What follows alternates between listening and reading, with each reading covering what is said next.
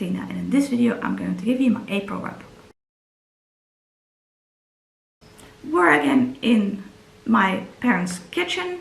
If you have seen my March wrap up, then you will know. I hope you can't hear my family in the background. I'm hearing some birds at the moment as well. The window is over there.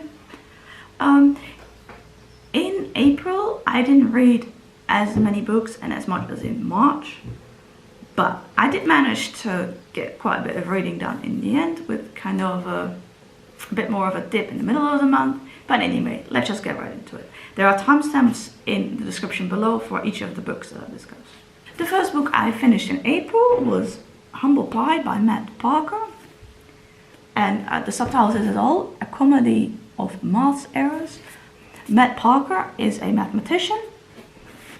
I have been following his videos on YouTube for a while.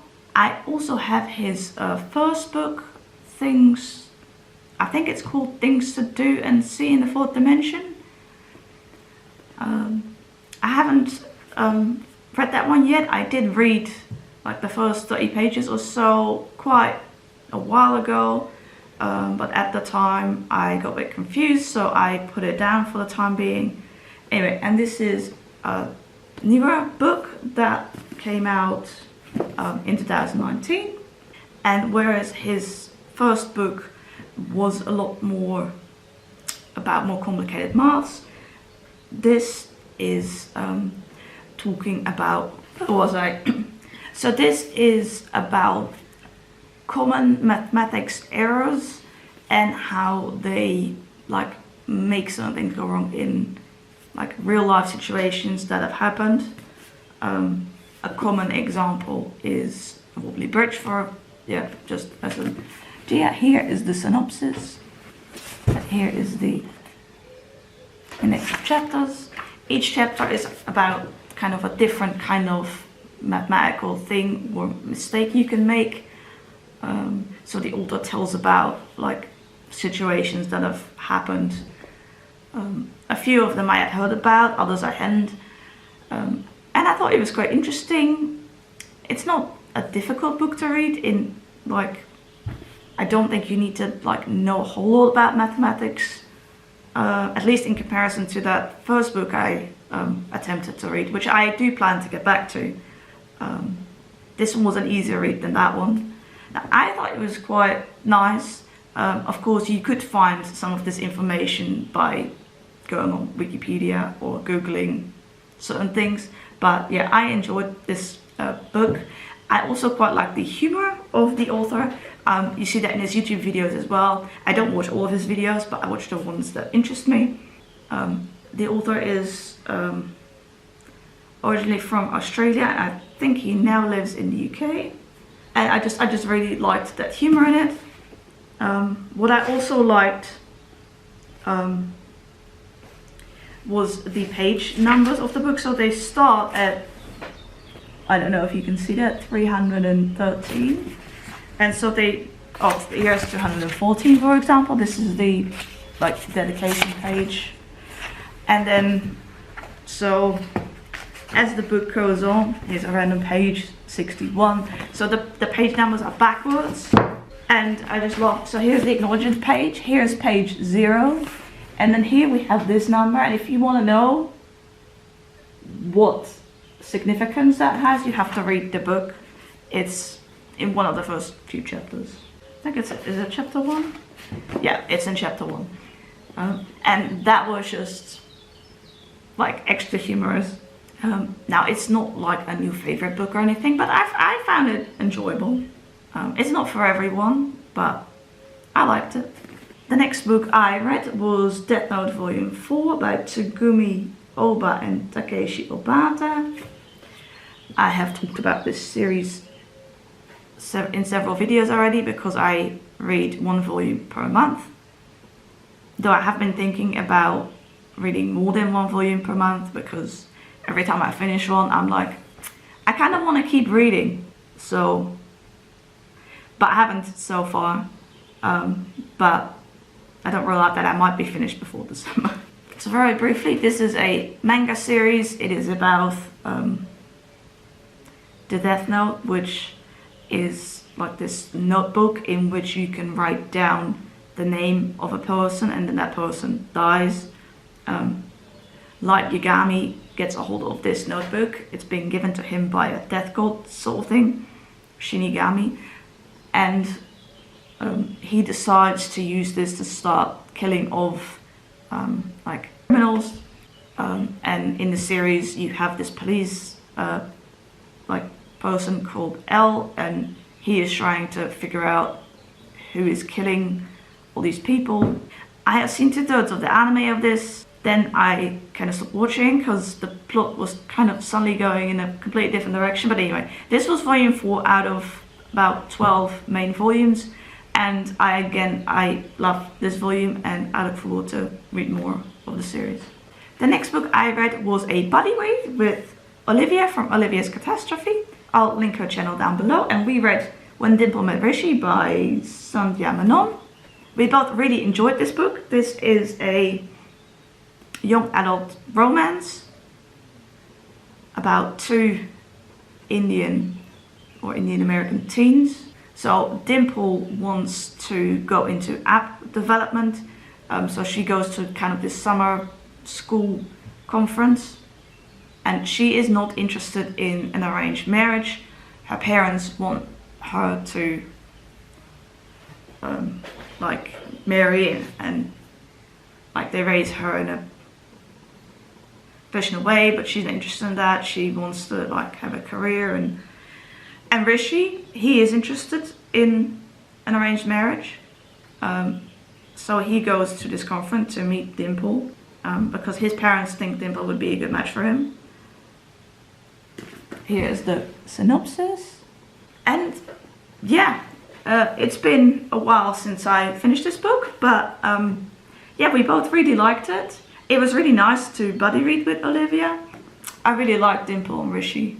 The only things that I can remember that I would have liked to have been given a bit more attention was that I think this summer school is about six weeks, if I remember it correctly, and kind of for most of the book it's the first few weeks, and then the last I think 3 weeks are being sped through quite quickly in comparison, and like a lot of time suddenly passed, if that makes sense, and I wish we'd seen a bit more of that. But yeah, these 2 characters were really cute together, and I really like this, and I look forward to read more books by this author. I have 2 more on my TBR. This was really enjoyable. Then the next book I read was Wegens, familieomstandigheden gesloten by Sigrid Landman. I have read more books by this author, and this month in April I have read the remainder of her books. So Sigrid Landman has written 6 books in total, at least at this point in time. I read 4 of them in April, so we'll get to them. The first 2 books I read earlier this year, and they are in, I think, my February and March wrap-up, maybe. This is a novel, and it is partially based on Sigrid's experiences growing up as an autistic girl, but not knowing that she was autistic. She was bullied a lot. That same thing happens in this book with a girl called Michelle.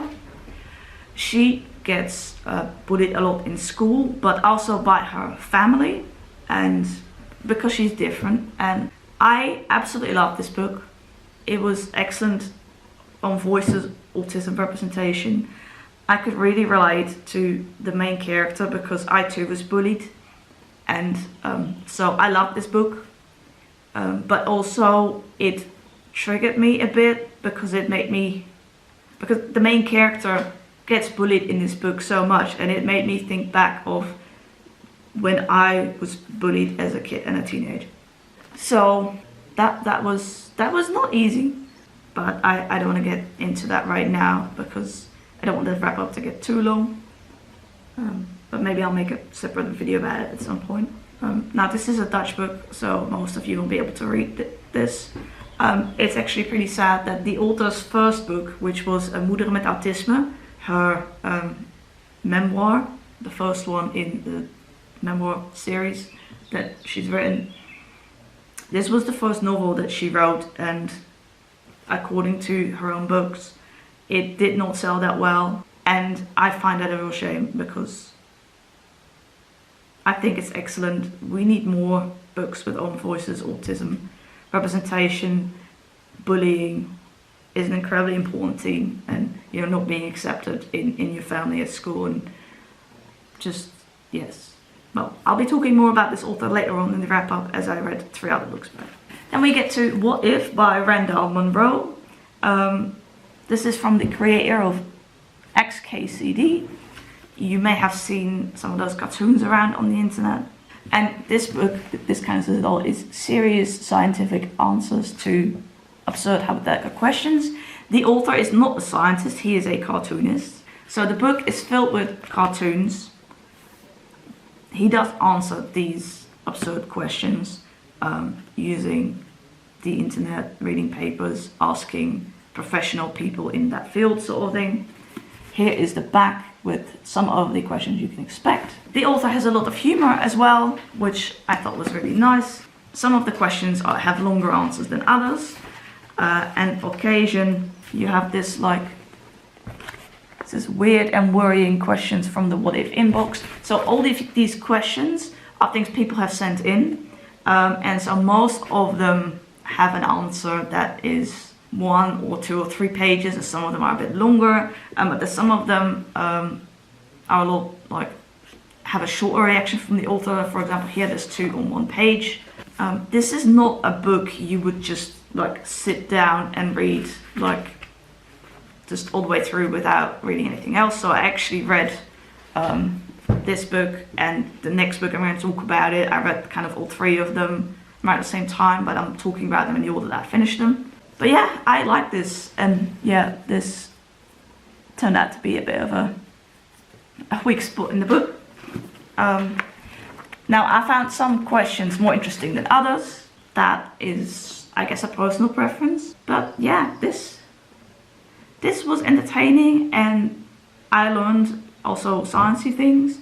I knew some things already, of course, but not specifically in relation to these questions. And yeah, it was nice. I enjoyed most of the books I read this month. There was only 2 that I liked not so much, but we'll get to that. Then the next book I finished was The Evolutionary Void by Peter F. Hamilton, that I read at the same time as the previous 2 books. This is book 3 in the Void trilogy. This was a reread for me, because this book 3, I can't tell you a lot.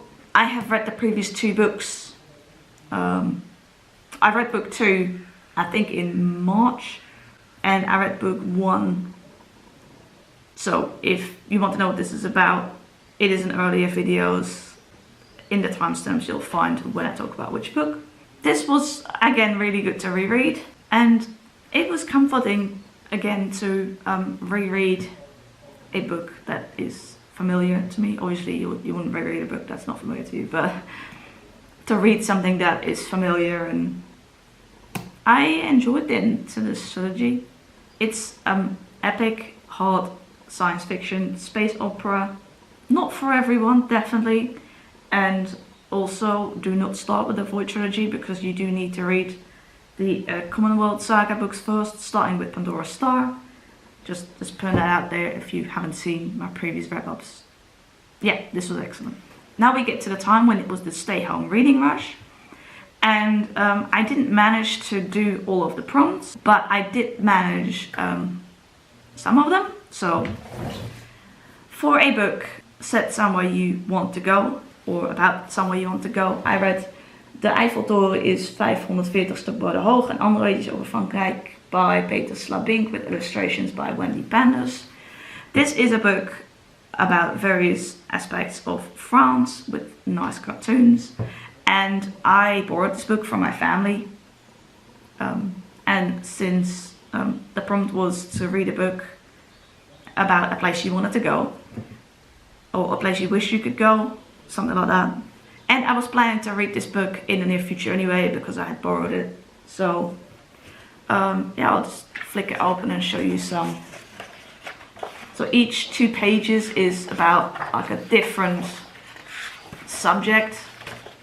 to do with France or French history, and I learned some new things. Obviously I don't remember them all, but yeah, I thought this was an interesting, nice read. It's not a very long book. It is, I want to say, about like 75-ish pages. But yeah, I thought it was nice. The next book I read for the stay-at-home reading rush was Tweet Cute by Emma Lord. I read this for the prompt of reading a book with a house on the cover. This has 2 flats on the cover. This is a YA contemporary romance. This is the synopsis, but it's quite long. It is basically about 2 teenagers, Pepper and Jack, and so Pepper's parents are the owners of a Big League Burger, which is like a chain of restaurants, and Jack's parents have a deli. They both go to the same school, they live in the same area, and these 2 sort of restaurants' Twitter accounts get into a Twitter war. They are partly run by these 2 teenagers, and so I would say it is sort of partly a bit enemies to lovers kind of trope, which is not a trope I always enjoy. I much prefer friends to lovers. I generally only pick up books with enemies to lovers if there is something else about the synopsis that really intrigues me. So for this one, I was really intrigued by the sort of Twitter aspect. It reminded me a bit of what's that movie? This was a really nice read. It's not a new favorite, but I really liked it. I also really liked all the talk of food in this book. So Pepper really likes to bake, and so all the food was just really nice to read about, and it's making me hungry think about it. Another aspect about this book actually that I haven't talked about yet is that at the high school that both of these characters are in, there is an app going around that is anonymous, and so a lot of the people in this school talk to each other, but they all have like an anonymous username, like a nickname, but so you don't know who you're really talking to, if that makes sense. The app matches up people, but you don't know who you're really talking to. And well, the back doesn't say a lot about this, so I'm gonna leave it at that. But I enjoyed this book. I enjoyed that it wasn't like, it took a long time. It wasn't insta love sort of thing. It took a long time for the characters to sort of grow to like each other, if that makes sense. Which is something I'm gonna get to with a later book that did have insta love that I was not a fan of. So yeah, this was nice. Then I read The Flatshare by Beth O'Leary. I started to read this for the reading rush for the prompt of read a book that makes you smile. However, I only read about half of this during the reading rush, and then the reading rush was over. This book came recommended to me by Charlotte from Books and Bargains. And before that I heard about it from Chelsea Darling Reads. But it was Charlotte, my friend from Books and Bargains, who really convinced me to pick this up because she loved it and I did too. So this book is an adult romance, and like it says here, Tiffany and Leon share a bed. Tiffany and Leon have never met. Leon lives in this flat. He is a night nurse. He could do with some extra income, so he decides to, because he is in his flat in his apartment during the day, he decides, because he works at night as a nurse, he decides to invite somebody who would then spend the night in the apartment while during the day that person works, if you get what I mean, because Leon is in the apartment during the day but not at night. And so Tiffy, she needs a place to live. Here is the synopsis. I don't know if you can see that. And this was just so good. So good. Charlotte was definitely right. Yes, I love this. Now, adult romance is not for everyone. No book is really for everyone, but yeah. This was really cute and adorable, and there was one character in here that you're not supposed to like. That was like, oh! If you've read this, you might know what I'm talking about. This was really good. Excellent. Yeah, I love this. It is written from dual perspectives, so from both Tiffy and from Leon's perspective. Now we get to the remaining Sigrid Landman books. This one is Bewoond Eiland. It is the third one in her memoir series. So the first one was Moederen met autisme. The second one was Chaos met autisme. I read those earlier in the year. Chaos with autisme was actually a reread. But anyway, this is the third one. This is again a series of, let me show you the table of contents. A series of like columns, essays written by the author about her life and things to do with her autism. I like this book. I didn't enjoy it as much as the first two. I'm not sure that I can really put my finger on why that is, but it was still really enjoyable to me. Some of the pieces are a bit more somber, is that? I don't even know if that's an English word as well as a Dutch word. They were a bit more like sad and depressed in tone, if that makes sense. But I don't know if that is the reason why I enjoyed it less. It was still really nice. Just not, I didn't enjoy it as much as the first two, but it was, yeah. Moving on. Then I read Opname by Sigrid Landman, which turned out to have been her the last book she wrote, rather than, I thought this was the second to last, because the thing is, I had packed all these books with me along with a few other ones, and then a bottle spilled in the box that I was carrying the things in. So these books got a bit wet. I don't know if you can see that. So the order of them got messed up then. I think that's where I went wrong, but anyway. Opname is again a novel. It is partially based on the author's experiences in what we call in Dutch the paas. Okay, so I need to tell you the story of the author first. If you haven't seen my previous videos in which I talked about that. So when the author, who is autistic, she has an autistic husband, they have an autistic child.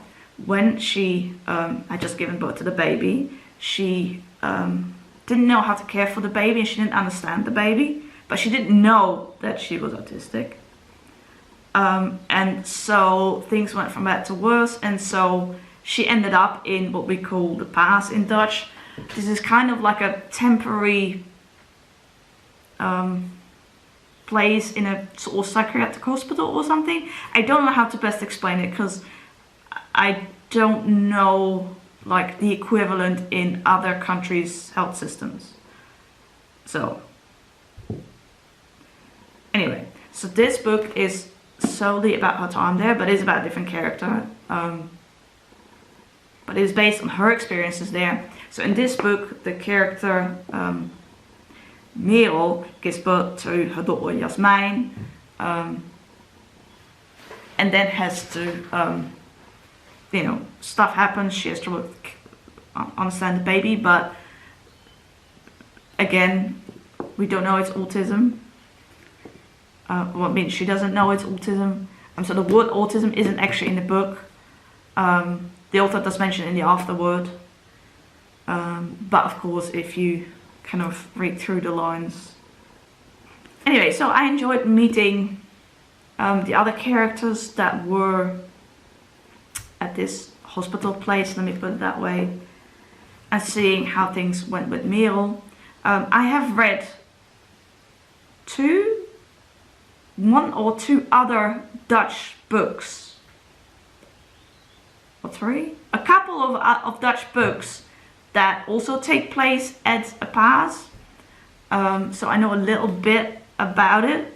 Those were, some of them were autobiographical anyway. I like this. I didn't enjoy it as much as the other novel the author wrote, the one that I talked about earlier. Mostly because, well, I didn't relate to this one as much because I relate much more to the bullying theme. However, I do think that in a different situation, so I don't want children. we don't need to get into that hugely because I'm doing a wrap up. We're not like discussing my last story, but I think had I been in Sigrid's situation, had I not known I was autistic, had I wanted children, had it happened, I think I could definitely have related to her experiences because she's experiencing this with her own child. I mean, of course, the character is experiencing this with her child. So the character and Sigrid, they're not quite the same, obviously. There are differences, but because I am at a loss also with other people's children. And if I were to have one myself, I think I would still be at a loss. So I can relate to it in that sense, but it didn't hit me as personally as the other book that involved a lot of bullying and traumatic experiences, if that makes sense. So this was a nice read. I enjoyed meeting all the characters at the pass, but it didn't quite feel as fully fleshed out as the previous novel. But yeah, I liked it. So moving on to the author's last book that I read. Also in the afterword of this book, and I won't spoil it because I don't want to, because you don't read it till the end. The author tells something that happened in her real life. I was like, see, I finished this book just before I went to bed, because I wanted to finish it off before I went to bed. And I was like, I can't be reading about that just before I go to bed. So I don't want to, it's not important to this novel or anything, but I was not prepared. So, the last book I read by the author was A Leven Lang Anders by Sigrid Landman. This is part 4 in the 4-part memoir series. Here is the synopsis. So she actually wrote this book before this one, but anyway, I messed up a little bit because I had wanted to read the books in it. Yeah, a more appropriate order, but anyway. I didn't like this one as much as the early memoirs because some of the columns, essays in this book are repeats from her previous books. It does say that on the back. I didn't know that when I bought it, but so because I have just read these other memoirs, I mean, normally, let's say if you read stuff when it comes out, it's been a few years since you read the early memoirs, so you might reread those bits. So I have to admit, because I have just read all the other memoirs earlier this year, I skimmed through those bits. Now some of them have some newer bits added to, like how things are going regarding that thing now, and some columns are completely new. So I did actually read most of this book, but so those few parts that were familiar to me, I skimmed through those because I have just read them. In a few cases, literally just with this book, like a few days before that. So I kind of wish there wasn't as much repetition as I was fearing based on the back, but I do kind of wish that there was a bit less of it. But well, I did really enjoy learning like the updated bits, if that makes sense. But yeah, also I don't know if the author is going to write any more books after this 6, or like, because like the last 2 kind of implied she might be kind of done writing like about her autism and stuff. So, and she doesn't seem to be a whole lot on like social media and stuff, which is fair enough. I mean, people come and leave all the time. The author's name, by the way, is a pseudonym, but yeah, I just like to know how she's doing, because this book was written in 2014, which is 6 years ago. So yeah, so that is the end of all of her books that I read. We have 3 more books to talk about, so let's get into it. I mean, let's just continue this wrap-up thing that I'm doing. Then I read You Have the Right to Remain Fat by Virgie Telvar. This is what they called a manifesto. I am not sure what the definition of that is exactly. It is kind of all like pieces on regarding fat phobia and diet culture. the author is a person of color, and she also talks about the intersectionality between like being fat and being a woman of color. Now, I am in two thoughts about this. I am in two ways about this book. Part of it I really liked, and I could identify with. I am a fat person. Strange to say that because when I was a kid I was really thin, very skinny. Anyway, we don't need to get into that right now. But in the more like the second half of the book, she starts talking about the body positivity movement and kind of the differences between like fat activism and the body positivity movement. And the book kind of lost me there because I didn't understand what she was talking about. Now, I think the author is from the United States, so I don't know if it's because of my autism that I don't get it, or is it because I'm not aware of certain things. I don't know, but that part of the book completely lost me. I was totally confused. It might just be me. So, yeah. I was also a bit, because this is a relatively short book. It is 128 pages. For the fact that it is relatively short, it cost me quite a bit, possibly because the Dutch site had to get it all the way from the United States, which adds to the price. So I was a bit, I guess, disappointed that for this price I got a short book that was only half good, when, yeah, that's not necessarily just the fault of the author, because I don't know how much it would cost in other countries or anything. But anyway, so yeah, I really liked part of this book, and I got really confused during like the other part. So I don't know if that is exactly half or anything, but like, yeah. So now the last two books that I read in April, I was gonna say March for some reason, but it's April. I mean, in this wrap up, it's April. I'm filming this in May, but anyway. The next two books contain some similar elements. So I'll be referring to both of them at some point. So the first one is 5 Feet Apart by Rachel Lippincott with Mickey Daughtry and Tobias Yakonis. I'm gonna put it there because I keep forgetting all these names. Here's the back. This is a young adult romance about two teenagers who both have CF, or cystic fibrosis. And after I read this, I then decided to read Sick Kids in Love by Hannah Moscovich, because this book is about two teenagers who both have a different chronic illness, not CF, but two different things. I'm gonna get up to that in a minute, because I thought it'd be interesting to compare the two. So I'm gonna start telling you about this first. So the main characters are called Stella and Will. The book is written from both of their perspectives. They're both in the hospital, and Will has, aside from CF that they both have, he has been infected with this bacteria. I forget the name. Apparently, for people with CF, they cannot get too close to each other because they can infect each other.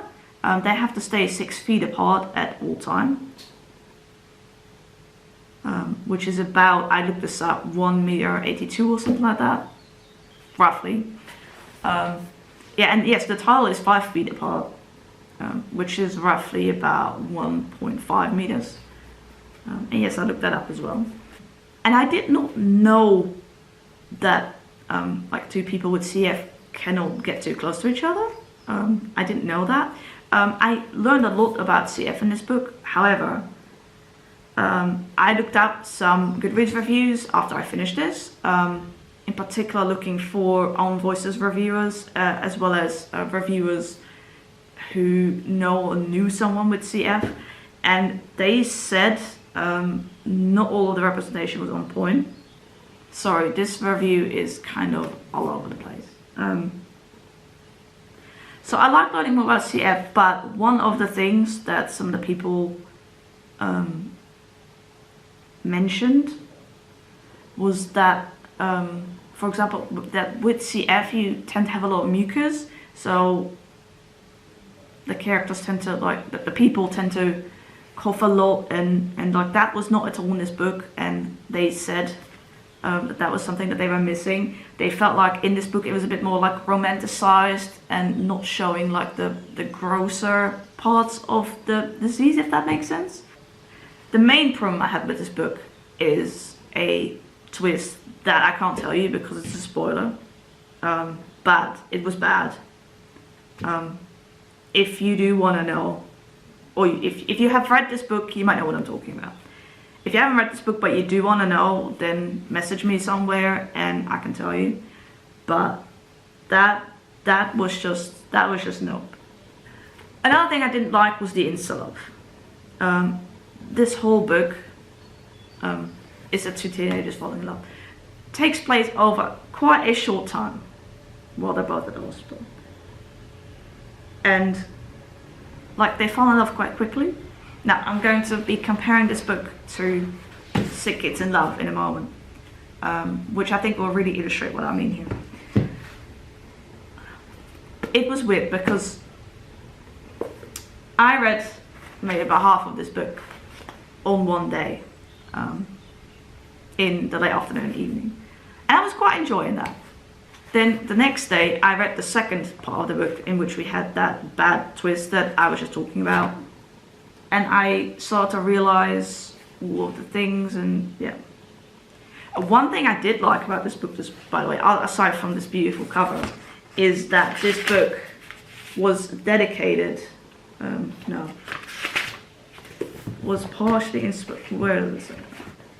That the story is dedicated to, I don't know if you can see that, Claire Wineland, who is someone who, she used to make YouTube videos. She had CF. She passed away a while ago. I watched her videos. I can't remember when exactly she passed away, but for a while before she passed away, I was watching her videos. And so I liked that was mentioned in like the afterword of the book. So I think Rachel Lippencourt, she actually wrote the book, and the other two people were the people with CF who like advised her. Now there is a movie made out of this book. Actually the book is kind of based on the movie script, I believe. I haven't seen the movie yet. I did watch the trailer. So this was not the worst book I ever read, but it was certainly not the best one. I actually started to dislike this book more once I started to read Sick Kids in Love and realized how much better this book was. So I'm going to talk about that now. But that's weird. It's like, while I was reading this, my standard wasn't like as high because I'd not read much about chronic illnesses. I think people have called it sicklit. I have read The Fault in Our Stars. Yeah, anyway, I'm now going to talk about this book, which was brilliant, in my opinion, if you like this sort of thing. So yeah, this is Sick Kids in Love by Hannah Moskowitz. This is about Isabel. She's the main character. She has rheumatoid arthritis. She's a teenager. Also, I love the tagline here that says, "They don't die in this one." Which made me think about that book by Adam Silvera, They Both Die at the End, which I haven't actually read, but that tagline reminds me of it. I do have that book on my TBR. Anyway, so one day at the hospital, so Isabel has rheumatoid arthritis and she has to go to the hospital, I think every month, to get an infusion. And so one day at the hospital she meets Sasha, and Sasha has Gaucher disease? I'm not sure how to pronounce that, but this is a rare chronic illness. So Isabel's chronic illness is a bit more, it's more invisible, whereas Sasha's chronic illness is more visible. These two fall in love. This was so much better than 5 Feet Apart. This is Own Voice's chronic illness representation, but what I wanted to say was that these characters were so much more developed than these characters, because these characters, and I didn't realize it till like after I finished the book, but they are not that developed. we don't learn that much about them aside from about their CF. Like, we know that Stella made this app about when to take what medication. We know that Will likes to draw cartoons. Yeah. They were just not that well developed. And when I started reading this book, I just noticed it was just a huge difference. Like, these characters were so much better developed. Like, and this book had some important messages, aside from, obviously they're both romances, but this takes place over a much larger time than this one in comparison. And this had some really important messages to do with chronic illness and being sick. And I love that. There are some great quotes in here. Now, I am autistic, I have ADD. My partner has ME. He is often in chronic pain. What I mean to say is I could relate to some of these quotes. What I also really liked was that these two characters bond over the fact that they are both in pain often and sick often and tired often. And my partner and I, in a similar way, we bonded when we first got to know each other over the fact that we were both easily tired. We both didn't have much energy. We're both introverts. We both didn't go out much and couldn't go out much. So in that sense, I could really relate to these characters. They were so cute together. They are so cute together. Okay, so this book is written from Isabel's perspective. And some of the side characters in here are LGBT. So Isabel has a group of friends, 4 friends. They're all girls. And then she has Sasha. And I just liked how, like, these LGBT elements were just so, like, normalized between this group. So 2 of Isabel's friends, 2 girls, have a relationship with each other. And that's not the only representation in here, but the only LGBT people in here. But yeah, that was just... I just like how normal that was. Even the word non-binary is mentioned in here. Now there are no non-binary characters in here as far as I know, but it was just inclusive. And yeah, another thing I really liked was that so Isabel writes a question column for the school newspaper. So each time before a chapter, this is the first page, there is the question that she's asked in the column, and then some answers. So for the column, she picks like the best answers because she asks people this question. And so before each chapter, there is a page or 2 pages with that, and it's a different question every time. It relates to the story a lot of the time, and I just really liked that. And it was kind of a nice little break between the chapters. This was also much more coherent last night in bed when I was thinking about how I was going to review these 2 books. But yeah, this book was just, it was amazing. Yeah, there's also one of Isabel's friends. She is Jamaican. And so this was just so much better. So if you are looking for a young adult romance that involves teenagers with some kind of chronic illness or disease, I would definitely recommend Sick Kids in Love over 5 Feet Apart. Don't read this, read this. My opinion. Well, mine and like the Goodreads on Voices readers. This was just so good. I don't know if I'm getting my point across. I'm trying, but also I'm tired, so yeah. This was excellent. So that is all the books I read this month. So these 2 books were the low point of the month. I liked them the least. I didn't hate them, but even though maybe I made it sound that way, like I didn't give them 1 star or anything, but they were the books I least enjoyed this month. And I had several excellent reads, so that was good. I didn't read as many books or as many pages as in March. And for a while in April, it was looking like I was only going to read like 9 books, which, you know, depending, you know, if I compare that to previous months this year, that would have been on the low side. But then I read like these books in like the last week or so. I'm not sure, but probably a bit more than a week. But anyway, thank you very much for watching my wrap up. Leave a comment if you want to. I'd love to know if you watched this video and enjoyed it, anything you want to tell me, if you've read any of these books or do you want to read any of them. I don't know, just if you like, leave a comment down below, and I hope to see you in my next video. Bye!